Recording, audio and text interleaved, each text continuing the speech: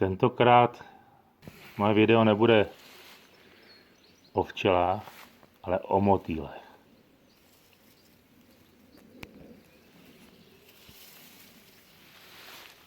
Našel jsem informaci, že od 3. do 9. 6. je akce na sledování výskytu motýlů.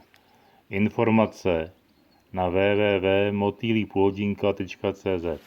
Zajímalo mě, jestli opravdu je něco na tom, že včely vytlačují jiné opylovače, a tak jsem udělal průzkum na více místech. A fakt jsem se zhrozil. Nic. 0 velký motýly za 1,5 hodiny. 0. A pak ještě vám to nedá a sledujete okolí a dosud 0. Žádný velký motýl. V okolí nejsou motýly, jen pár malinkých. A to jsem na hranici Krkonošského národního parku. 3 průzkumy nebo půlhodinky jsem natočil na video. První k večeru, kousek od včel a výsledek 4 malé můry, či spíš moly, 2 malí oranžoví motýlci a šedohnědá můra, velká, větší. Katastrofa. Druhý den, stejné místo dopoledne, opět ti samý 4 moly a malý oranžový 3 tentokrát. A jiná můra než včera. Na šípkovém keři to žilo, ale sami brouček, včela, ale ani jeden motýl. Pak jsem šel ještě odpoledne a na to místo, kam včely už nelétají. Tam to bylo lepší, pestřejší, ale opět jen malí motýlci a vlastně celkově taky katastrofa. Máte ještě 2 dny na motýlí půlhodinku u vás. Určitě se podívejte kolem sebe. Je to zajímavé. A když se podělíte s výzkumníky, budou určitě rádi.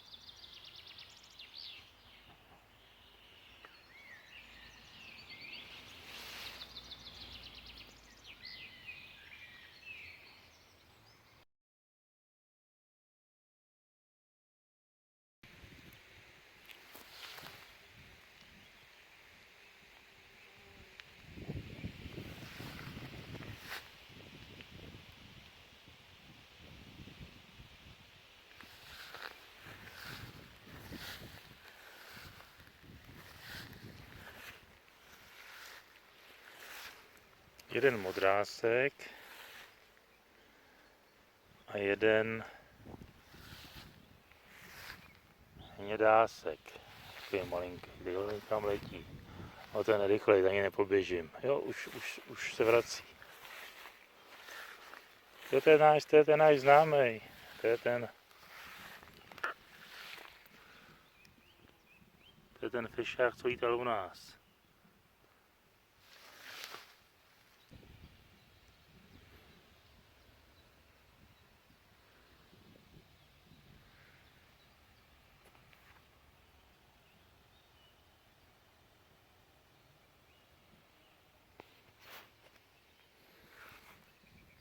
Ne, jak to mám počítat, to je furt ten samý určitě.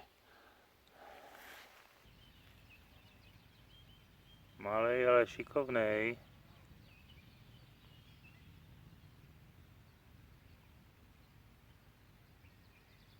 No, napadovat se umí.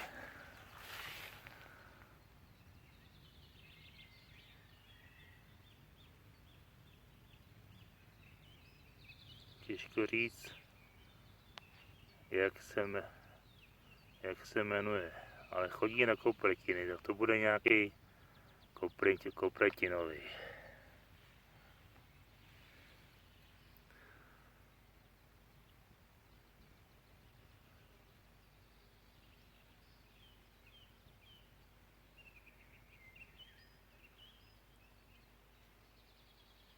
Jo, že by tady byl nějaký velký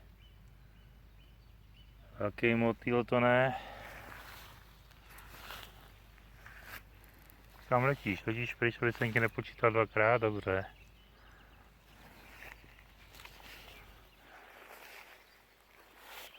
Takový hnědej jako tam ten malej, ale rychlej jako, no ten je rychlej. A velký.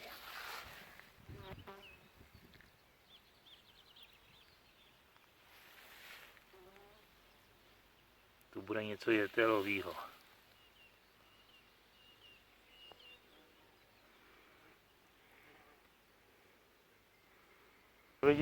Já ho vidím, ale on je taky asi a letí pryč.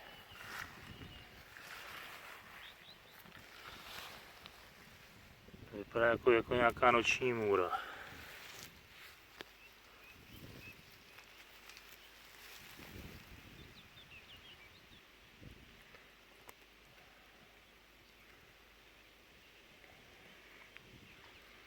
Oni jsou docela hezký.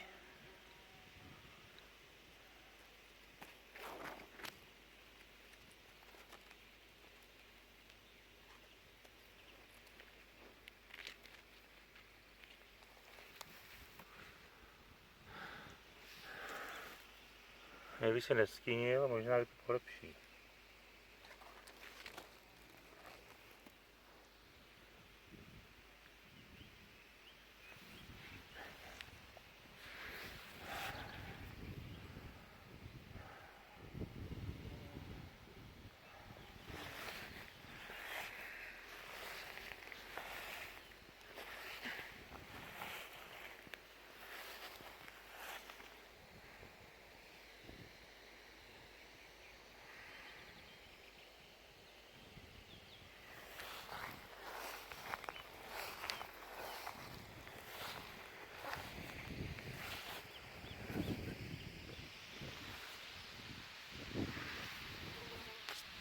Moucha.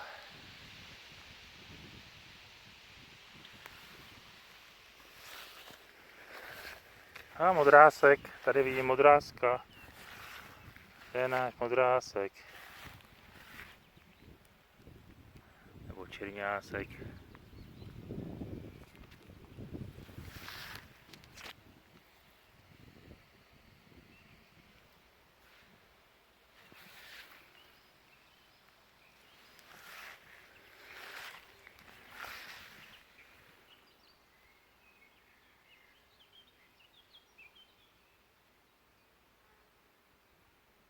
Motýlek. Ten je vyhnaný mnou, to je zase ta můrka taková, která skoro není vidět.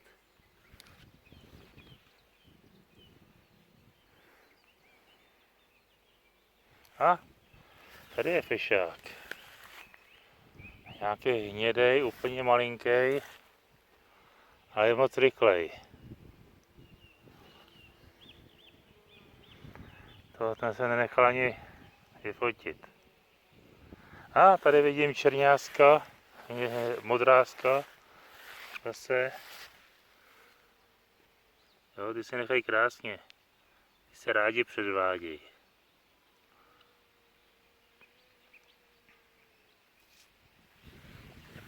A tady zase jedna můra malinká. Vypadá jako mološatní. To jsou ty malý můry, jak říkám. Jestli to je motýl, nevíme, ale vypadá tak. A tady nám letí jeden modrásek.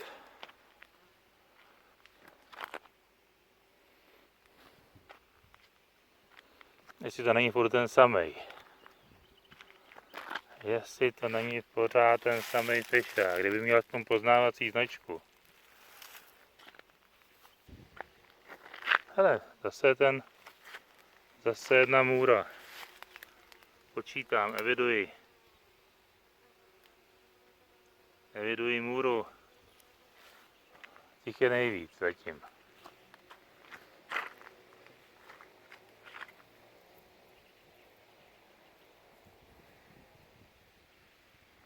Na tebe známe. Ty tady lítáš, už tebe počítat nebudeme dvakrát. Ale jahoda aspoň. Jahůdka. Dobrá.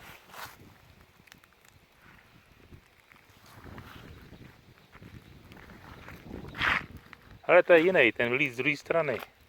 Tak máme další a dalšího. Tady se nám to rojí. 2. Tam vidím třetího, takže 3 modrásci. Nový. Tam ten letěl dolů. Víme, že jsou jiný.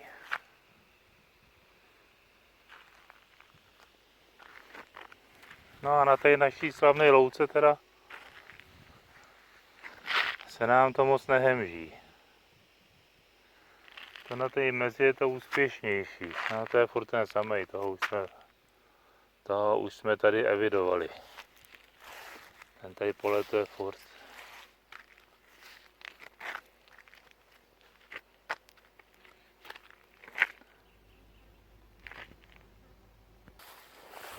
Tady vidím nějakého hnědýho. Malýho hnědýho. Tady je náš čerňásek určitě. Ten byl někde tady, ten. Další, ale modrásek. No, ty se nám tady pleteš.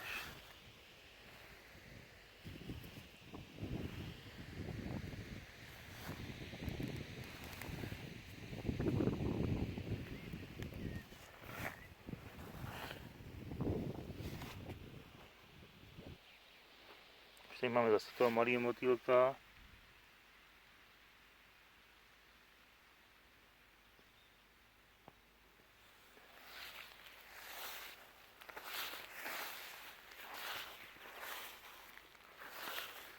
No tak nám končí.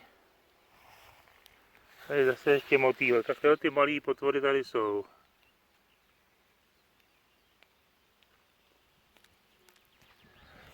Ty tady jsou, ale normální motýl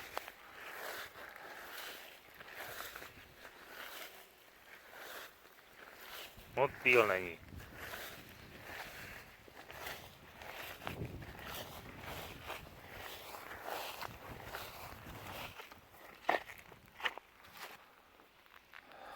Teoreticky by se to tady mělo plápolat a nic. Motýly došly. Když došly, tak tady musí být.